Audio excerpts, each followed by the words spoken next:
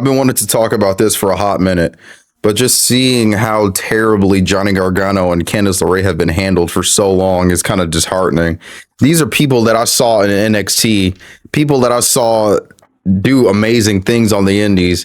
I discovered Candice LeRae through WWE 2K19 through the Rising Star DLC pack when there was Leo Rush, Lacey Evans, and Ricochet and Candice.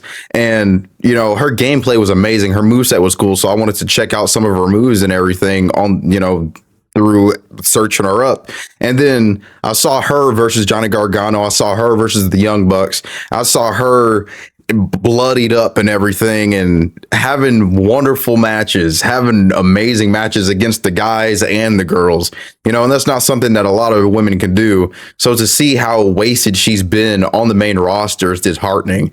You know, the only thing that she's really done was be Maxine Dupree's bully and be Ivy Niles' opponent. But as far as Johnny Gargano is concerned, he's been doing the same Linda McMahon 2001 WrestleMania 17 build, paraplegic, not responding, brain dead type act, you know, and it's just, you know, of course, you know, like the online community who love everything will say, you know, it's funny, man, you know, look at him with the fans. He was even at WrestleCon, you know, laying down. It's funny, you know, but then, you know, I just think, you know, what amazing things that he could do, amazing things that he has done.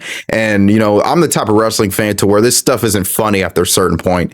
You know, seeing him and Adam Cole tear it up, seeing him versus Andrade, you know, watching Johnny Gargano at the NXT takeovers, watching him become North American champion, watching him become NXT champion, watching him be in a tag team with Tommaso Ciampa, and to see how terribly things have been handled on the main roster. I just can't find this funny. I don't find it funny when he's plankton, you know, laying down wherever he is, and then Candice LeRae, who hasn't wrestled in a while on the main roster. She was in a speed tournament match or whatever. But nothing substantial has happened with her character on SmackDown in a hot minute. You know, and a lot of fans are like, well, just be patient. You know, they got something going on with Sami. But Sami Zayn, you know, having something going on with Sami Zayn isn't exciting either. He's the same guy that the fans online and in the arenas turned on simultaneously because his character has been overtly and obnoxiously pushed for a very long time. The last straw was when he dethroned Melo 3 weeks before Mania for absolutely no reason. And then Melo was gone. And then Ilya was gone. They're both gone and catering for a month or two at a time. And now we got Melo and Ricky Saints trading pinfall victories. No, not pinfall, fruit roll-up victories back to back to back to back. So nobody wins in the situation if you're 50-50 booked. But to see how Johnny Gargano, I mean, Tommaso said, yeah, I'm out. You know, Tommaso ran for his life, you know, because his whole gimmick, Tommaso Ciampa's whole gimmick before he left WWE was don't call me a jackass. And then Johnny Gargano's t-shirt said, don't call my friend a jackass. And Candice LeRae's t-shirt says, don't call my husband's friends a jackass. And then in these backstage segments, you know, when they were chilling backstage with the rest of the tag teams, which makes no sense. If y'all hate each other, why are y'all chilling together? But that's besides the point. When there were segments backstage on SmackDown with the rest of the tag team division, Tommaso looked so sad, depressed, and distant, you know?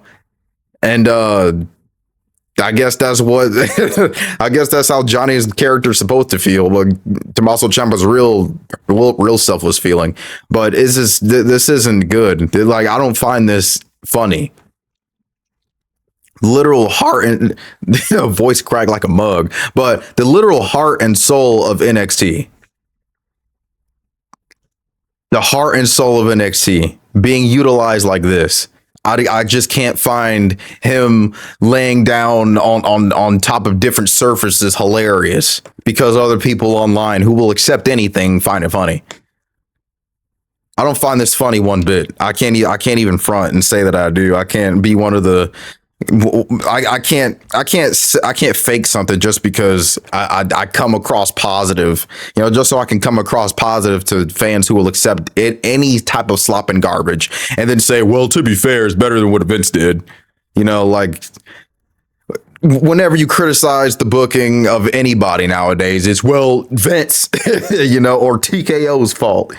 And then you see Road Dogg coming out and saying that the creative process was no fun, and it's no, not TKO, was, but oh man, that's like, it's not hard to book either. Triple H and the rest of the creative team and ChatGPT makes it so hard. But all you got to do really is just turn them face and then have them wild out and have Candice LeRae do her own thing. Probably have Candice LeRae turn face, or probably, ship her to SmackDown, ship her to Raw with Johnny, or go to another brand or whatever. And then probably have her chase the Women's Intercontinental Championship or the Women's United States Championship. Have them do something significant. But instead, you just have them doing nothing for weeks and weeks and weeks and months and months and months and months.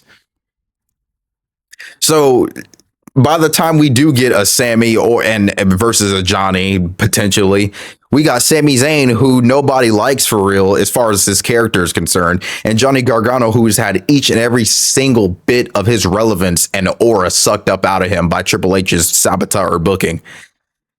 I truly feel like it's sabotage, because like his NXT talent, his NXT Black and Gold talent have been booked so weirdly.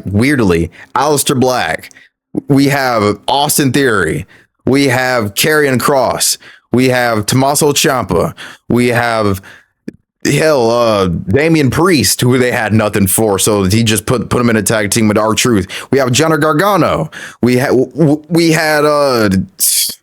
Dexter Lumis, Candice LeRae, Shayna Baszler, Dakota Kai.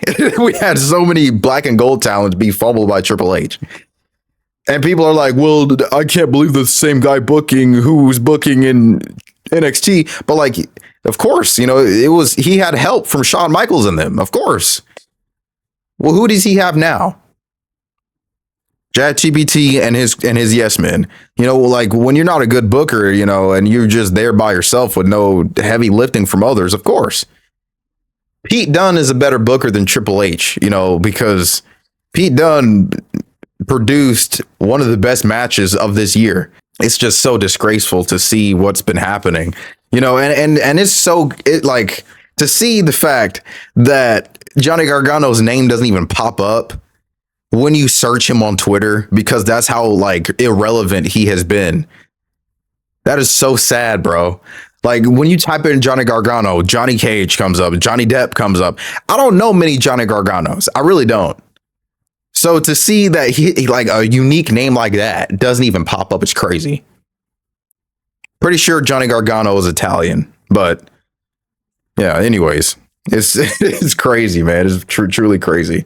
It's truly crazy. It's crazy to see the elite stardom that they have on their roster, and they just don't know how to utilize it. It is so sad.